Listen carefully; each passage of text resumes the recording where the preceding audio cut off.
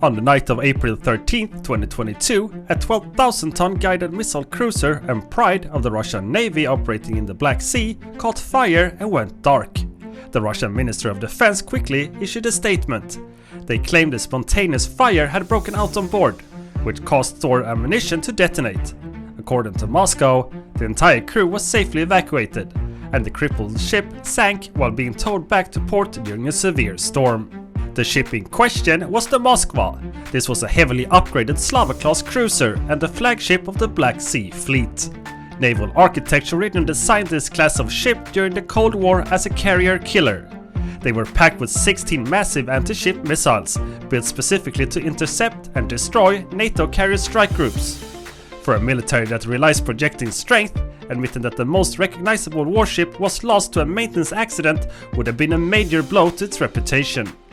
But as physical evidence began to emerge, the official story became difficult to reconcile with reality. Warships of this scale are built with extensive damage control protocols. Spontaneous ship-destroying ammunition detonations without an external strike are rarely recorded in modern naval history. Then there's the claim that the evacuation and the sinking were a direct result of severe weather. This chart compares the required conditions for a severe storm against the actual meteorological data recorded in that sector of the Black Sea on April 13th. The red line indicates typical storm conditions, while the blue bars show the reality that night. Wave heights peaked at barely 1 meter, alongside mild 14-knot winds. Shortly after, physical evidence surfaced. Images showed the Moskva listing heavily to the port in calm seas. Its life rafts were missing, but the visual structural damage and the tranquil water contradicted the reports of storm-driven disaster. With the physical evidence contradicting the weather reports, the ship's design, and the claims of controlled evacuation, and the official narrative loses its foundation.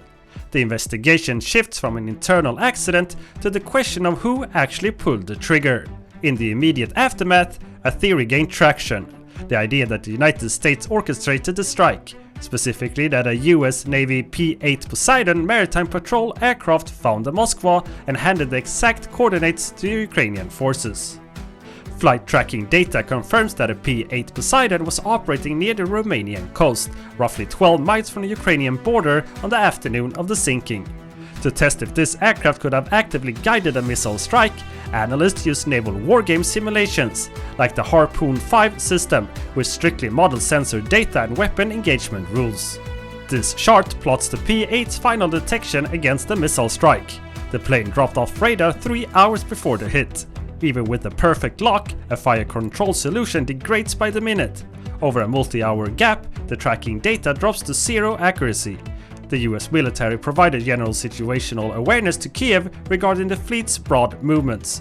However, they could not have provided a real-time targeting solution for a move that happened hours later. Ukrainian forces had to find, track and strike the ship themselves. The weapons responsible for the sinking were built domestically in Ukraine. They are R-360 Neptune anti-ship cruise missiles. To guide those missiles, the Ukrainian battery commanders utilized an organic sensor system called the Mineral U. This mobile radar vehicle allowed them to independently bounce signals over the horizon to establish a firm lock on the Russian cruiser. Establishing a lock is only half the battle. The Moskva was equipped with 3-tiered air defense system.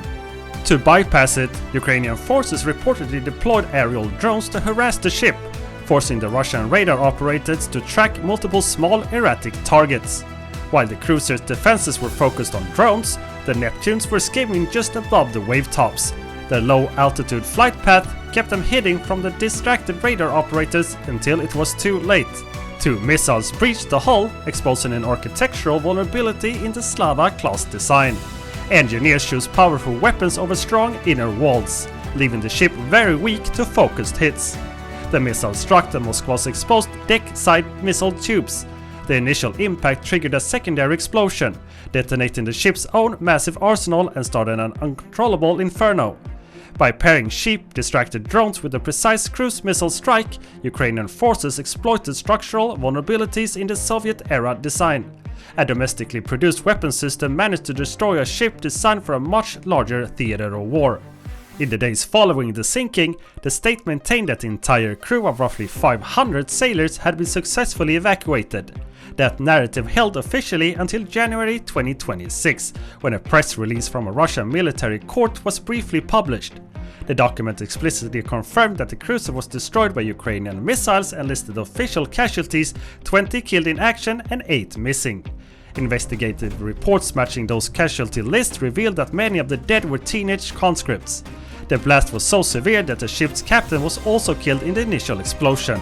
The state went to extraordinary lengths to distance itself from the event because the alternative was a blow to military prestige. Acknowledging that a nation without a functional navy targeted the flagship using a homegrown weapon challenged the core image of the fleet. This deception highlights a significant gap between reported capability and reality. When a structure prioritizes the appearance of invulnerability over acknowledging tactical failures, the human cost is often the first thing to be obscured. The Moskva was the most heavily armed vessel in the region, built to protect influence across the Black Sea. Its presence on the seafloor is now the most visible evidence of the disconnect between reported readiness and tactical reality.